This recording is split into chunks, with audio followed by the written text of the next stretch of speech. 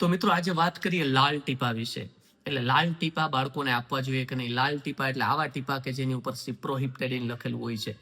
તો જન્મથી 2 વર્ષ સુધીના બાળકો, માતા પિતાની એવી કમ્પ્લેન હોય કે સાહેબ આ જમતું જ નથી, આ ખાતું જ નથી, આ સૂતું જ નથી, આખો દી કચકચ કર્યા રાખે, તો કંઈક દવા લખી આપો જેને લીધે અમારું બાળક જમી લે અને સૂઈ જાય.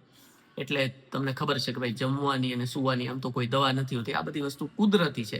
એટલે મોસ્ટ ઓફ ધ ટાઈમ બાળકોના ડોક્ટર એવી કોઈ દવા ના આપે, આવી કોઈ દવા ના આપે કે જેને લીધે બાળકને તકલીફ થાય. તો માતા પિતા શું કરે, ભાઈ મેડિકલ સ્ટોરમાંથી જઈ અને કહે કે ભાઈ કંઈક એવી દવા આપો ને, ઓલા લાલ ટીપા છે એ બહુ જ ફેમસ છે, બધા લઈ જતા હોય, તો એ અમને આપી દો ને તો અમારું બાળક જમી લે અને અમારું બાળક સૂઈ જાય. તો લાલ ટીપા એટલે સિપ્રોહિપ્ટેડિન નામની દવા તમારે તમારા બાળકને ચાલુ કરવાની નથી. તો સિપ્રોહિપ્ટેડિન આ દવા છે એની થોડી ચર્ચા કરીએ. તો આ દવા છે મુખ્યત્વે મોટી ઉંમરના માણસોમાં યુઝ થતી હોય છે. અમુક કન્ડિશન, માઇગ્રેન અને અમુક મગજની તકલીફ હોય એમાં યુઝ થતી હોય છે. બાળકોમાં ક્યારેક જ યુઝ થાય. અમુક જ એવી તકલીફ છે કે જેમાં સિપ્રોહિપ્ટેડિન નામની દવા આપણે આપીએ તો બાળકને સારું થાય.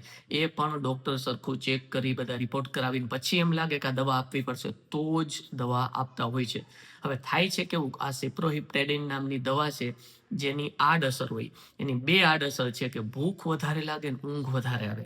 એટલે આપણે શું કરીએ, આડઅસરને અસર તરીકે ગણી અને આ ટીપા આપણા બાળકને આપી દઈને આપણે એમ થાય સૂતું રહીએ ખાઈ લઈએ તો આપણે ચિંતા નહીં. પણ નહીં, એવું નથી કરવાનું. એને લીધે બાળકને લાંબા ગાળે તકલીફ પણ થાય છે.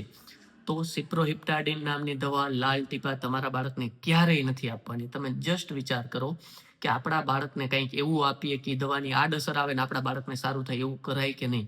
ક્યારેય નથી કરવાનું.